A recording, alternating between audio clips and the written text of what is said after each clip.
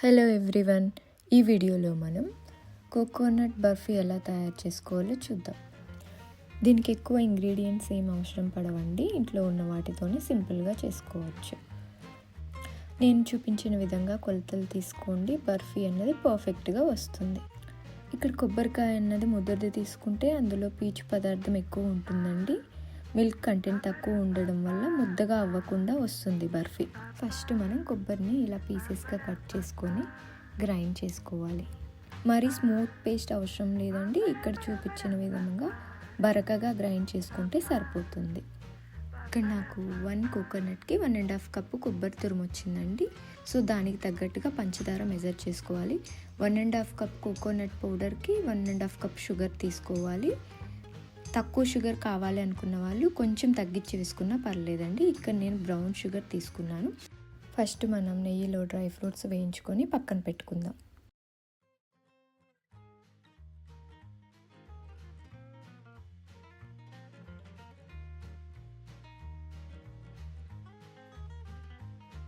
అదే పాన్లో 1.5 cup sugar, 1/2 cup water వేసి sugar బాగా మెల్ట్ అయ్యేంత వరకు కలుపుకోవాలి.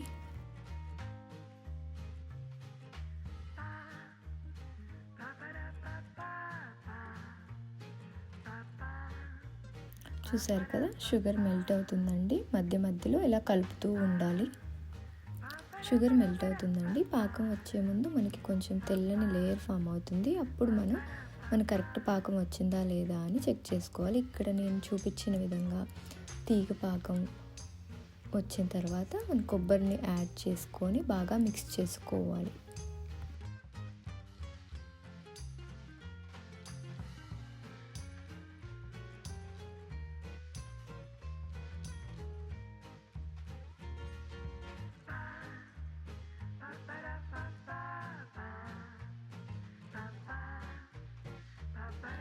కొబ్బరిని పాకంలో మిక్స్ చేసిన తర్వాత కొబ్బరిని పాకం అంతా కొబ్బరికి పట్టేంత వరకు ఉడికించాలి. టేస్ట్ కోసం కొంచెం బటర్ యాడ్ చేసుకుందాం. కొబ్బరి అడుగుకి అంటుకోకుండా మధ్యలో అలా కలుపుతూ ఉండాలి.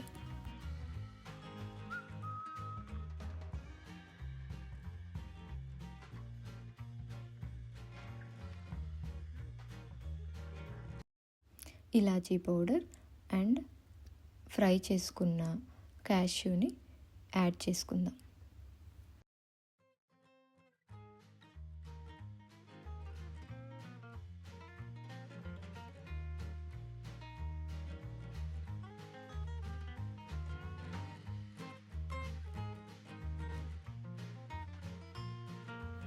ఈలోపు మనం బౌల్లో కానీ ప్లేట్లో కానీ కొంచెం నెయ్యి వేసుకొని అంతా స్ప్రెడ్ చేసుకొని పక్కన పెట్టుకుందాం. చూసారు కదా, డ్రై అయిపోయిందంతా, కొబ్బరి బాగా ఉడికిపోయింది. దీన్ని మనం ఇప్పుడు బౌల్లోకి ట్రాన్స్ఫర్ చేసుకుందాం.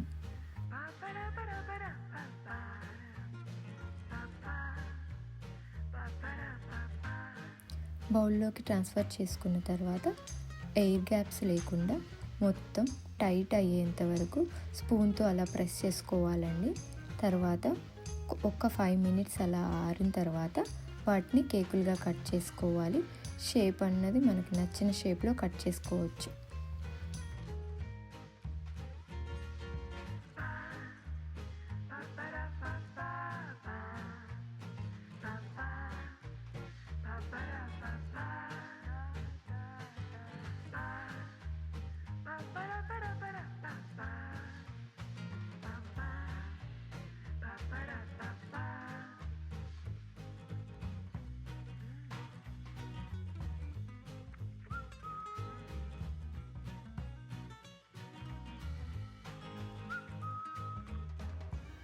ఇలా కట్ చేసుకున్న తర్వాత ఒక 30 మినిట్స్ వేడి చల్లారేంత వరకు పక్కన పెట్టుకోవాలి.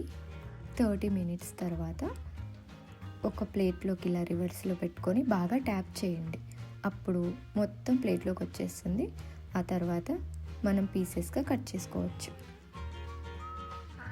అలా ట్యాపింగ్ చేసినా కూడా రాలేదు, టైట్గా ఉంది అనుకుంటే కొంచెం వెయిట్ చేయండి, ఈజీగా వచ్చేస్తుంది.